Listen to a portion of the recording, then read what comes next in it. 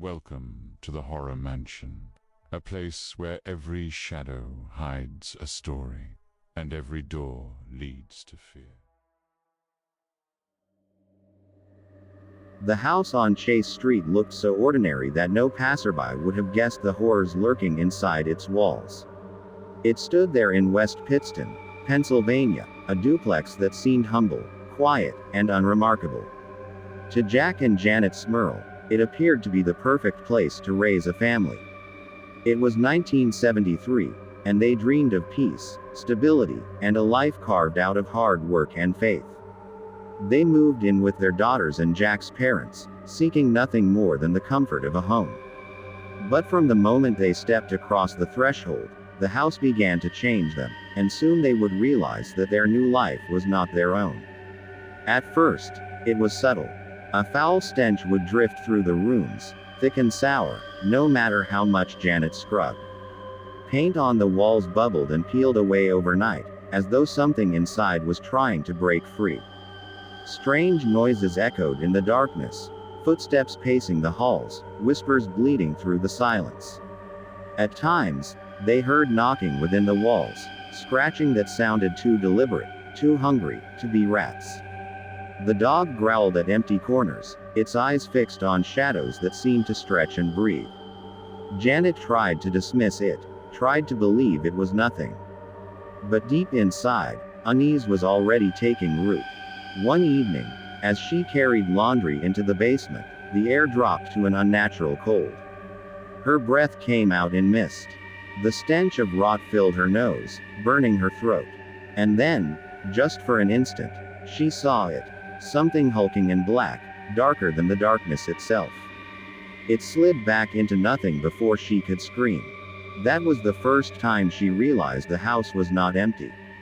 Something was there with them. The disturbances escalated. Furniture rattled violently in the dead of night.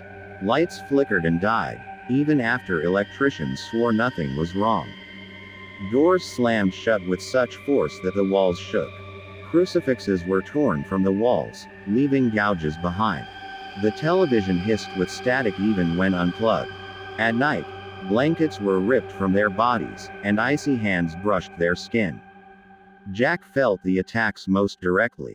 He would wake to find himself pinned to the bed, unable to breathe, a crushing weight pressing down on his chest. He swore he could feel claws dragging across his skin, leaving welts that burned and bruises in the shape of hands. More than once, he felt himself being dragged off the bed entirely, pulled across the floor by something unseen. Janet, too, became a victim. She described the sensation of being touched, violated, by invisible hands. It left her shaken, ashamed, unable to speak the words aloud for fear that no one would believe her. The voices that whispered in the house began to mock her, imitating her husband's voice, calling her name in tones both familiar and hateful. Their daughters were not spared either. At night, the girls heard their names being called from empty rooms. They saw figures at the foot of their beds, tall, skeletal shapes with hollow eyes that vanished when the light came on.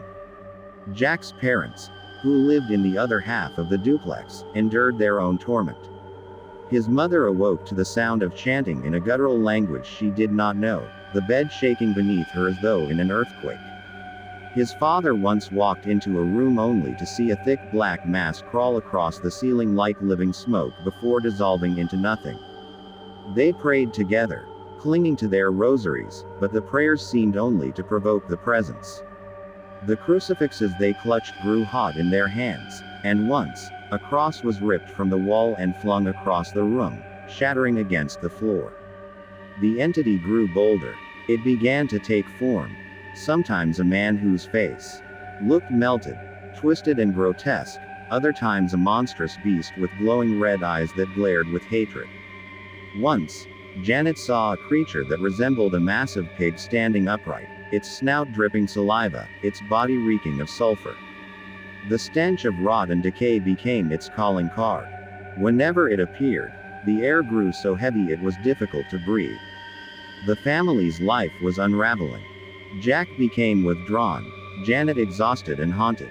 Their daughters grew terrified of sleeping alone. The neighbors whispered about screams that rang out from the house at night. Some swore they saw flickering lights in the windows, shadows moving when no one was home.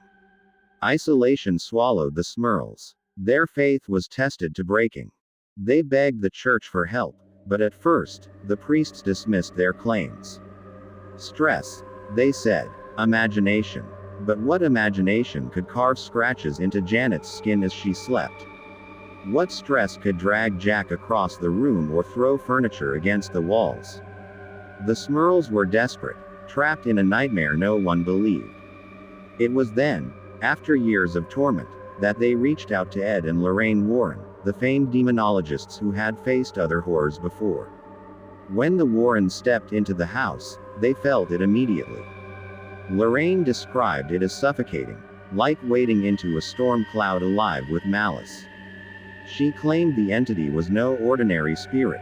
It was a demon, ancient and cruel, feeding on their pain. Ed reported guttural growls that shook the walls and violent bangs that came from nowhere. Lorraine saw shadowy figures circling the family like predators stalking prey. The Warrens arranged for priests to perform exorcisms. Prayers filled the house, holy water sprinkled on every wall. The air erupted with screams, deep and inhuman, echoing from nowhere. The walls shuddered violently, and the smell of sulfur became unbearable. Still, the evil refused to leave. The rituals provoked it further. The attacks intensified. Jack and Janet were assaulted more viciously than before. The children woke to see figures looming over them, pointing with skeletal fingers. Even outside the house, the family was not free. The entity followed them to their car, their workplace, haunting their every step. The torment dragged on for years. Newspapers began to cover their story. Some believed, many mocked. Skeptics claimed it was lies, attention-seeking. But the family wanted nothing from the world. Only peace, only an end to the nightmare. And still, night after night, the shadows closed in. Finally, after countless attempts, the church performed more solemn and forceful exorcisms. The rituals shook the house to its foundations. Voices screamed in rage, objects flew across the rooms, and every light seemed to shatter. Yet slowly, gradually, the torment began to lessen. The house grew quieter. The shadows receded, and though the evil never fully vanished, the Smurls could breathe again. Exhausted, broken, scarred, the family left the Chase Street duplex behind. They sought peace in another home, away from the memories that haunted them. But the story of what they endured did not remain within those walls. It spread, whispered across the country, debated by skeptics and believers alike. Some called it hysteria, others a hoax.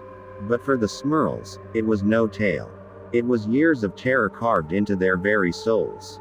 And the house still stands on Chase Street, silent, ordinary, deceiving. The grass grows, families pass by, and from the outside, it looks no different than any other home. But the Smurls would tell you otherwise.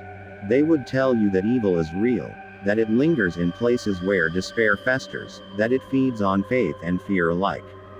They would tell you that in that house, something inhuman watched them every hour of every day, waiting, hungry. And perhaps it still waits, in the silence of night, for someone new to step through the door and call it home. Thanks so much for watching. If you enjoyed this video, don't forget to hit that like button, subscribe for more, and share it with your friends.